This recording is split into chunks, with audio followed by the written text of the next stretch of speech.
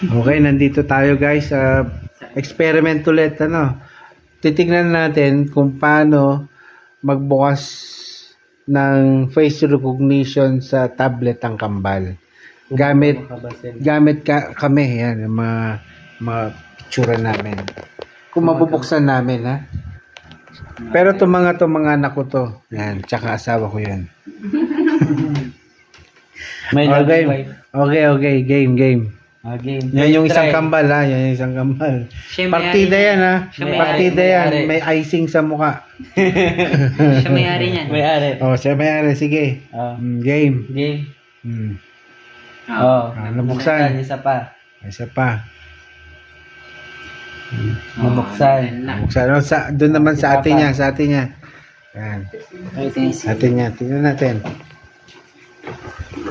Okay. Ready? Hindi. Wala. Ayaw. Face Face not not recognize. recognize. Isa pa. Ayaw talaga. Face not recognize. Try natin sa kambal niya. Hindi, sa nanay muna. Kay mama. Sige, sa nanay daw muna guys. Sa nanay daw muna. Okay. Ready?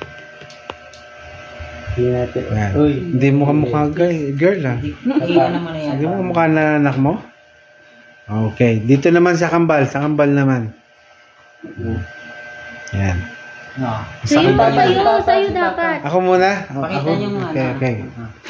Pakita niyo nasa lock screen. Ayan. Game. Game. Uy, ayaw. Sapa.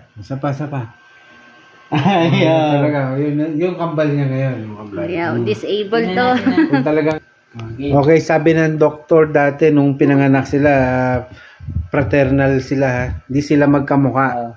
Hindi sila identical. Pero titignan natin kung mabubuksan dito. Open. Ayan na, nakalak. Uy! Ulit. Tanggalin yung kamay mo. Okay, nakalak. Wala. Sige. Touch twice. So guys, yan na. Ingat. Identical sila.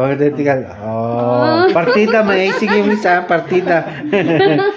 So guys, mag-ingat kayo, ha. Kung mga magkakamukha dyan, wag na kayong maglagay ng face recognition. Kasi delikado. Baka manakaw yung milyones nyo. Bye-bye. Thank you.